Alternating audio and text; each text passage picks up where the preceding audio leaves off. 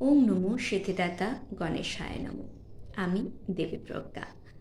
আজকে আমি গ্রাফোলজির বিষয় নিয়ে কিছু আলোচনা করব। যাদের চারদিকে ওয়াইড মার্জিন থাকে তাদের সাকসেস রেট ভেরি লো নির্দেশ করে। তারা ভীরু প্রকৃতির এবং ঝুঁকি নিতে পারে না। যাদের চারদিকে ন্যারো মার্জিন থাকে তারা ভেরি কসাস পারসন এবং হিসেবি হয়। কারোর উপকার বা অপকার করে না, নির্লিপ্ত মানুষ হয়। বাঁদিকে কাত করে যারা লেখে তারা অতীত জীবন নিয়ে বড্ড বেশি ভাবে। যারা একটি শব্দ থেকে আরেকটি শব্দ বেশি ফাঁক ফাঁক করে লেখে তাদের ইনটিউশন পাওয়ার খুব বেশি হয়।